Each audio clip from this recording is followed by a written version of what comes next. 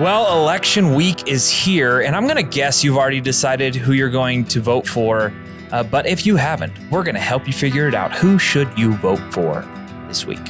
Welcome to Sage Reverie, a podcast where we seek to live well and live wisely. I'm Mike Wilson. And I'm Wes Smith. We live in the great state of Wyoming, and each week, from a biblical perspective, we discuss a trending topic and what others are saying about it. If you're using these episodes for your group, there are discussion questions in the description, and for more information about our ministry, visit church307.com. Wes, we talked last week about whether or not we should vote. Right. We decided to vote, so now we got to decide Most of the time. Usually, yeah.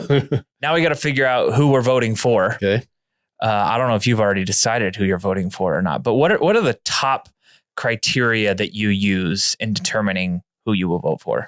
Well, I said some of that last week, and that the first thing I try to do is to say, okay, what are the issues at stake in this election that Jesus would care most about, and what vote would lead to the most likely outcome that Jesus would want the most, right? Yeah. So I'm trying to put it through that grid. And as I said last week, it's sometimes hard because I have some things that I care a lot about that I'm not sure he cares a lot about. And so we have this conversation in each election and just about life in general, but in each election. And so that's my first criteria.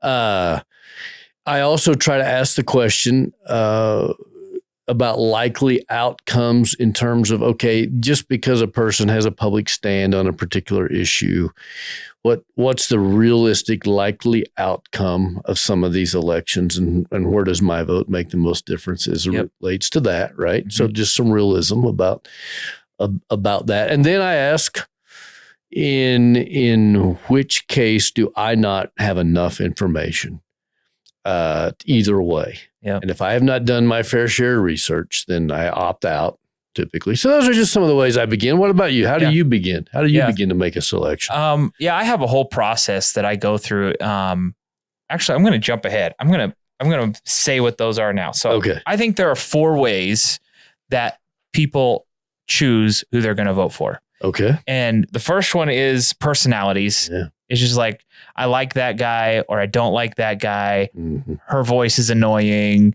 His laugh is annoying. All that surface level, pointless. If that's how you're deciding who to vote for, then don't vote. I'm sorry, you need to not show up at the polls. Right. But the sad thing is that happens often. I'd also put in that category celebrity culture. A celebrity I like is voting for this person, so I'm going to vote for that person. It's just, the truth is a lot of politics comes down to who's the prettier or who's the most eloquent speaker. And it's just a personalities thing. The second way that people choose to vote is through groupthink. Everybody that I know is voting for so-and-so, so I'm going to vote for that. This is the reason why you can predict who's going to win in certain cities and in certain neighborhoods, because communities vote together. And I want to vote with the popular person to vote for in my community. And so it's just kind of groupthink. I follow the crowd, and because everybody I know is voting for this person, I'm going to vote for that person so I can feel connected to my community. And I would also say that's a poor way of voting, because communities are often misled. The crowds shouted, "Crucify him." And everybody's just like, "Oh, this is what we're doing. Okay, crucify him." It's no, actually, let's do some research and figure out if this is the best way to do it. Probably a better way, the third one would be the amount of agreement. The number, like, I agree with this person on the largest number of issues, and so I'm going to vote with that person. This is kind of how political parties happen. It's like, well, I'm just going to align with the Republican Party on the most number of issues, so I'm just going to vote across the board for Republicans, because you add them up, I agree with them on more issues than the other. And I wouldn't say that's a terrible way of voting, and that's probably the way most people do it. But what I believe is the best way of voting is determine, like you were saying, what is the most important issues, not the largest number of issues. Mm-hmm. What are the most important issues, and vote for the person that I agree with on the most important issues. And so that just becomes a difficult math equation. Yeah. It's like, that takes a tremendous amount of research and prayer and study to figure out what is most important. Will voting based on that topic actually make an impact? Mm-hmm. Like even if there's a most important topic, I also have to then ask the question, is voting for this person actually going to make an impact in that area? Or does that person have no insight on that topic or no impact influence on that? Yep. So yeah, it just becomes a complicated math equation. Yeah. But I believe it's one worth doing rather than just going with the crowd or just going with a political party because I agree with them on the largest number of issues. We in the Christian faith right now would be pretty passionate about some issues that the elections are going to have some impact on. I'm pretty pro immigration. I'm pro legal immigration, but I'm pretty pro immigration. I think, and so that is a motivation for me. Pro-life, pro-choice is a motivation for me. Helping the poor is a motivation for me. So and then you have to figure out, okay, voting for who will help me on those topics. And so I think I align with you on a lot of those. Is that similar to how you would decide? Much so. And so when I'm voting for a president versus a county commissioner, one, you talk about the pro-life, pro-choice. That'd be the number one issue for me when I'm voting in a national election. Yep. When I'm voting for a county commissioner, it's not necessarily the number one issue. It's the number one issue I care about, but I don't know that impacts that discussion all that much. And so maybe I'm wrong on that. Maybe somebody help me understand it better. But I might vote for somebody who in my community who maybe will effectively lead something that's not a top issue. Yeah. So it kind of streams down, maybe is the right word, from whichever election I'm voting on. But yeah, I think we're on the same page there. I think if I don't know, so your option 3, your 4th was your best, your option 3 was okay. If I don't know the candidates, I might go option 3, where you just align with the party or whatever if you don't know. But I think your last one would be well said. Yeah. For me, it comes down to most people vote for themselves. I don't mean like they write in their names, but like if I vote for this person, will it help my bank account or not? That's how most people are motivated to vote. And which is why the economy is always the top. I mean, the truth is whoever is predicted to do the best in the economy usually wins the election because most people are voting for their pocketbooks. That's an outdated phrase, pocketbook, bank accounts. It's like, is voting for this person? What is a pocketbook? I think it's a wallet, isn't it? Is it a wallet? I don't know. I've heard checkbook? The phrase, but it was maybe a checkbook, yeah. I don't know where that comes from. My dad used to say it a lot. That's what it is, pocketbook. Most people vote for themselves. They vote selfishly. I would say as Christians, we should vote selflessly. I should be voting for what is going to do the greatest amount of good for the greatest number of people. And I'm not saying I always am exactly right in determining who that is, but I'm going to try to do my best to figure out what will do the greatest amount of good for the greatest amount of people. So then you kind of have to try to figure out, okay, who are the victims? And that there's going to be a lot of disagreement. Who needs the protection? Who needs the help? And the problem is we live in a victimhood society where victimhood has been elevated to this high status to where now everybody is claiming to be a victim and everybody wants to be. It used to be the opposite. It was like, no, everybody wants to be the strong one. Everybody wants to be seen as the toughest. But now it's like there's so many different communities, so many different cultures claiming to be the victims. So now we have the extra added work to figure out, like this lady. Situation worse. No, you are. By not following the law. First of all, I don't have to identify myself. Yes, you do. Actually, I don't. It's called common law. You should read up on it. I do not. Okay? So we both know that I don't. I am a woman of God. This is my right as much as it is yours. This is my land as much as it is yours. I did not sign up for this. I am a Christian woman of God, and you are not going to put your disgusting rules on me that are false and not true. I will not have it. Do you understand that? I will not have it. I'm sick of being bullied. I'm sick of being lied to. They're false and it's not not true. going to happen anymore. Do you understand? So she's a victim in her mind. Mm-hmm. Like she's claiming to. I was looking for a victim clip to play, and I tried really hard to find one that was not LeBron James. Okay. Yeah, you found Somebody one whining. very different than I would have expected.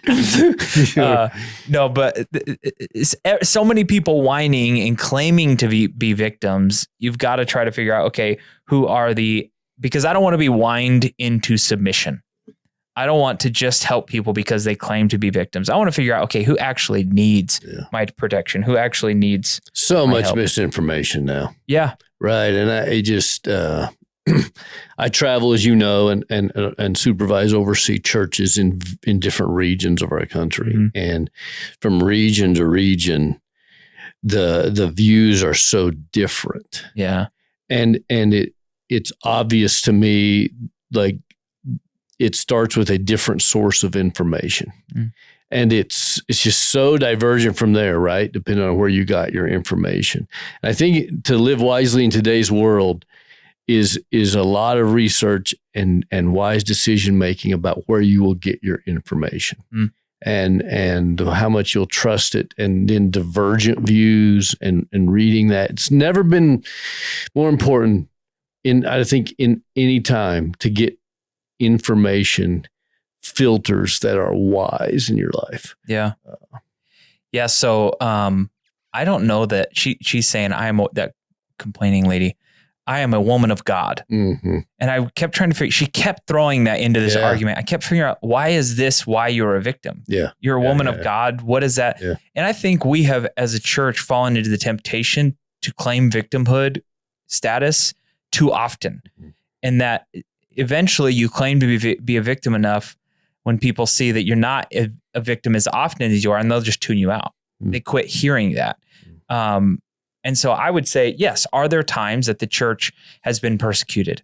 Are there the times that we have been victims? Yes, there are. However, probably not as often as we have, like our culture, tried to claim victimhood status. And so we have to figure out, okay, when should we be calling out that behavior and when shouldn't we? And back to who are we listening to who are telling us that we're victims? Yeah. Right. Like, so where do we get that? And is there a falsehood along that journey of information? And you're right. If you just constantly, you've mentioned several times Jesus, whether it's before Pilate or in other scenarios, doesn't think of himself as a victim, doesn't call that out. And so, cautious with that. There are times to stand up to say we are being mistreated and unfairly, in some ways persecuted. There's times to call that out if it needs to be called out. But wow, is that overused? Yeah. So, Pilate was wanting Jesus to claim victim status. He's like, what's going on here? I don't understand. Why are they bringing you to me? Like, who are you? He's like an outsider in this whole conversation. And these religious people are bringing him like, you got to kill him. And Pilate's like, Jesus, what's going on? Like, who are you? And Jesus refused in that interaction to play the victim card. And I think that is a lesson for all of us to say, no, if I have some power, if I have some ability to do good, then I'm going to use that power to help others and not always to claim to be victim so that I can use that power to help myself. And I think that's just a tool of Satan that convinces us that we should be using our power for our own benefit rather than for the benefit of others. Well, but it's more than just how we're treated. I think, part of why we vote and part of why we engage in the political arena is to help those who are truly victims be protected. Yeah. But once again, who is that really? And figuring that out, this takes enormous wisdom in our day because we're told on the one hand, this group is being victimized and here's why. And when you dig into it, no, they're not generally the victim. It's here. So understanding that, you talk about immigration. So I've been enormously impacted on that issue by what I experienced personally, because I would tend to be conservative I'm a Republican. I tend to vote more conservatively than I don't on most issues. And I had a certain way of thinking about immigration, but that's been edited somewhat by my personal experiences on the issue when I got greater firsthand personal information, walked with those who are immigrants. It doesn't mean that I'm, now some radical shift and all that, but it did impact it. Yeah. And I just think understanding in our world who the real victim is and then taking an active role and standing up for that victim is so crucial, and who we vote for. Yeah. So. Yeah. And then everybody has their different prescriptions for how to solve that victimhood problem. Sure. Like, for example, I have a friend who's pro-choice. And so we have this debate often. Right. And she has strong opinions about how you're actually protecting more people, helping more people to be pro-choice than you are to be pro-life. You're actually helping the mother. You're actually, if you outlawed abortion, you would actually have just as many abortions, but they'd be more gruesome and violent abortions. They'd be illegal abortions that were done in back alleys. And so actually, even though we would both say we're trying to do the most good for the largest number of people, we come at it from different angles. Now, she is obviously very wrong.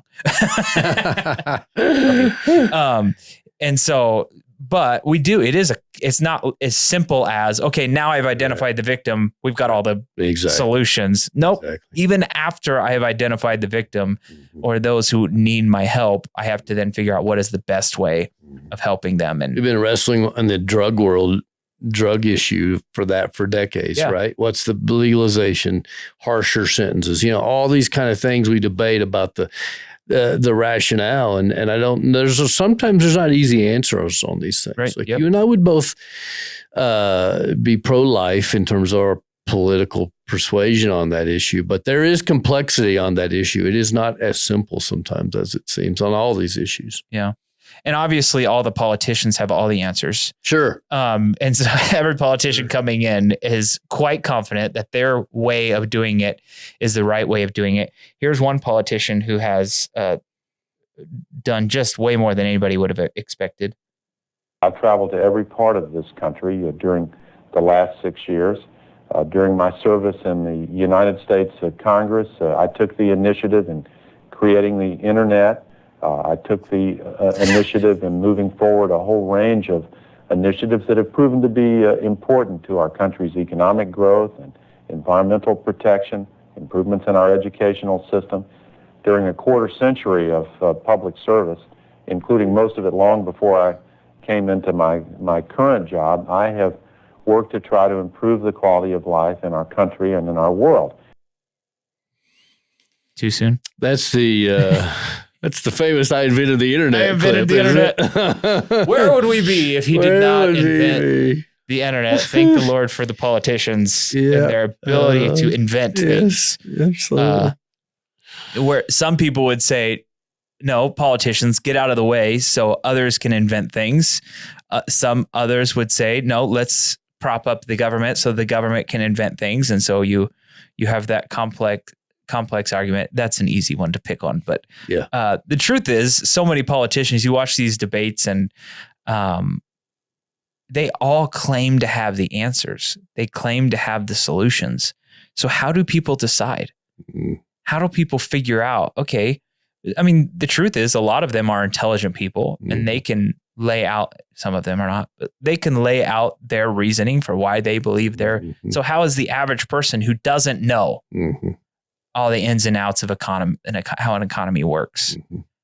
They're not economists, but they have to now decide which politician is saying. How do they decide? Who do they listen to? How do they figure? You said something earlier about not voting with the crowd, just going along with the flow and everybody around you and all that. And that's absolutely true. Absolutely true.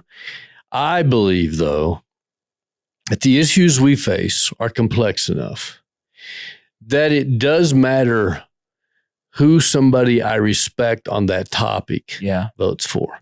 So I think that that's a component in this moment. Like when it comes to an issue like the economy or like immigration or some of these very complex issues, I really do want to know who some people that I respect who are engaged in that topic. What do you think? Yeah. And listen to them. That's part of research for me. Yeah. It's not just do I read, different viewpoint newspaper or listen to the news from two different or try to listen to unbiased, whatever. It's no, people I respect. What do they think about that? I think finding people in your life now, it's a wise way to live life. We're just talking about voting, but This is a wise way to live life. Like nowadays, things are so complex that if I want to succeed and be, father, husband, leader, whatever it is, I want to find somebody, I want to find experts that I really trust and seek their opinion and their counsel around me. Maybe people are watching this podcast to get good information about something. I don't know what it would be for sure, but hopefully they're not deciding if they're going to own a pet or not. Well, hopefully, true. Hopefully I put a little divergent opinion on that topic. It's amazing to me you could be a pastor and think that. But anyway, I think finding people in my world who know something about the economy and how taxation actually impacts those who are victims. I want to listen to that. I want to read that. Maybe I don't know them personally, but maybe I read a little bit on that. So yeah, that's the way I go about trying to figure out some of those things, because a politician is skilled at convincing me that they do have the right answer, and they should try to do that. That's their role. I don't disparage them for that. That's their job. It's Al Gore's job to say good stuff about his background, right? So, yeah. This is a little bit of a hot take, but this is one reason why I am a big fan of Twitter or X. And I use it a lot because I'm able to go to people that I've trusted and say it, and I'm learning from them specifically. It's not a giant news organization where it's like all this has to be filtered through editors and producers and everything to get the right thing out. And I don't trust those organizations, but I do trust some people. And a benefit of Twitter or X for me is that I can hear directly from those people and I can learn their opinions. This is why podcasts I think are beneficial.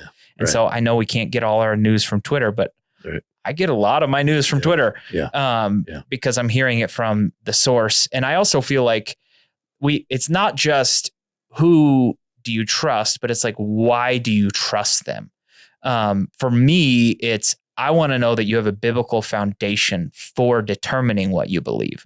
I want to know that I'm listening to somebody whose motivation is not selfish, whose motivation is not, how is this going to help people like me? Because even if I'm not voting for how am I going to benefit from this, but how do people that look like me, how do people that live similar to me, how do people in my community benefit? But how do people in general, specifically those who are the least and the lost, how are they going to benefit from this? And so I'm going to put my trust in somebody because I can't educate myself on every single topic. Right. I have to at some point say, okay, I'm going to trust that this person did their research and follow them skeptically, but I'm going to trust them to a certain extent. Yeah. There's a lot of unfiltered now conversations that I can participate in or view or whatever, observe that I couldn't before. So people talk about now the world's so biased. Well, 20 years ago, you had 3 networks. All of whom we now know were very biased. And that was really your only option. Well, now I have options with getting information from people who are pretty trusted and they're not as motivated to try to persuade. So I think it's better than it's ever been if I make the effort. Twitter would be an example of that, right? So there has been this diversification of information that I believe is incredibly helpful. Obviously, we're never going to do away with all of the moderation and editing that happens, but I do believe that there has been a diversification and our ability to learn. It used to be that for Christians, I learned so much from my pastor, but just my pastor. And I didn't get all this other information from other pastors. I think there has been this leveling of Christian ideology, Christian theology that has been incredibly helpful. In that it used to be some pastor could say some crazy off the wall, unorthodox idea. Right. And nobody would ever catch him on it. Yeah. Because who's going to hear it? Yeah. No, unless you can get your hands on a physical tape of them saying it. Right. You're not in isolation. Everybody's just trusting that this pastor knows what he's talking about.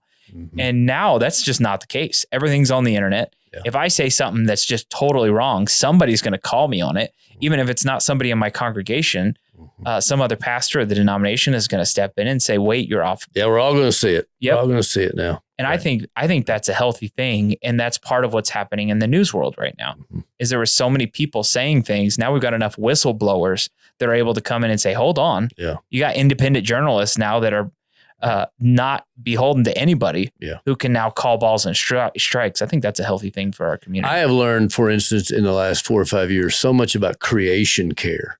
So when it comes to the environment, there was always the liberal and the conservative.